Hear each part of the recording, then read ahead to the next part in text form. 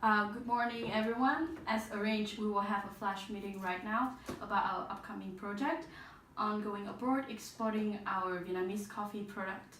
As usual, due to the company's policy, the meeting will be recorded and reported in minutes. So let's get started, and it will take about 10 minutes of your time. I will share the screen so that you can see the proposal slide. And so the market we are aiming at is Japan. First, let's talk about the potential of Japan's coffee industry. Japan accounts for 30% of the overall coffee sale in APAC, and this country is the number one player in this region.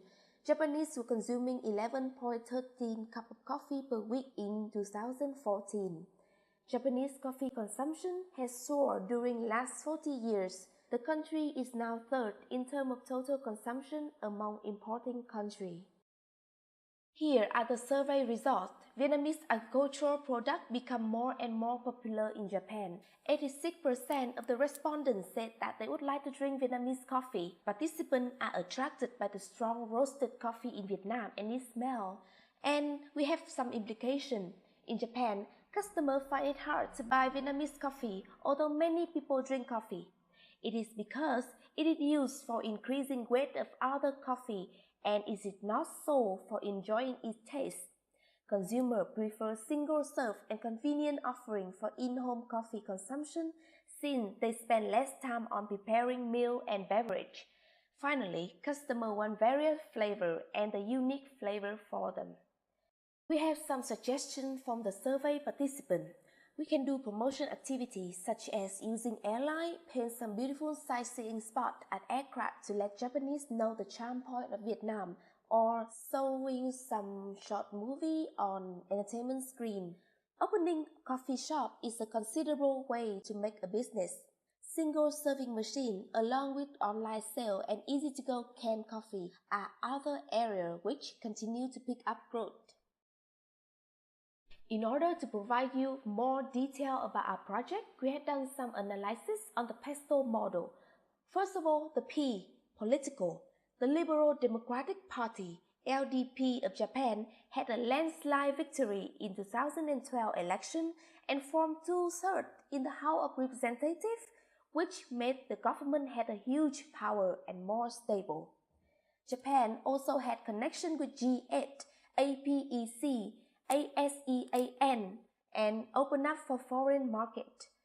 Japan is also one member in TPP, which reduces tariff on goods imported from other members in TPP. This will create advantages for Vietnam to export goods to Japan.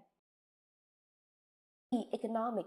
Japanese economy has been in top 5 largest economy in the world for many years, with GDP is 4.872 trillion US dollar in 2017. Economic policy with 3 arrows: monetary easing, fiscal policy, and structural reform. Japan average monthly wages is around 2,705 US dollar. About the tax environment. Japan has entered into tax treaty to avoid double taxation. Corporation tax now is 25.5%, but it is getting lower due to economic. About the coffee, tariff rate at 3.8% with roasted coffee. And we have an S, social or cultural. There are 4 factors in this part. First of all, distribution of wealth. Most Japanese people have middle income and the gap between the rich and the poor is small. Therefore, the Japanese society is stable, which is good for our business. Secondly, education. 70% of Japanese people enter university level, in which 91% of Japanese people completed their degree in university. This shows that it is easier for our company to recruit well-educated and skilled employees. The third factor is that Vietnamese community in Japan.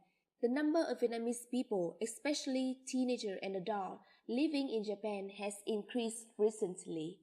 Last but not least, the higher quality of life.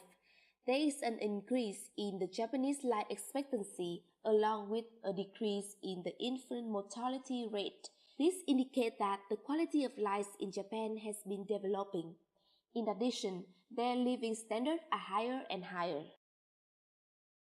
Technology is also a key factor, electronic and industrial technology.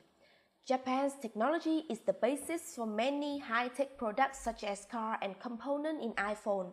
Automation, many key facilities in Japan such as hospital, airport and restaurant use automation system. They also have a stronger robotic development compared to other countries.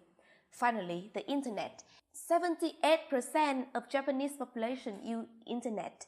It is beneficial for online sale. The model of the law of Japan was based on the European legal system, trade regulation to be specific. There are 3 factors in this one.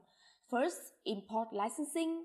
Import licenses are required for certain goods, including hazardous material, animal, plant, perishable, and in some cases, articles of high value. Licenses are also required for products subject to import quota, usually valid for 4 months from the date of issuance. Secondly, standard.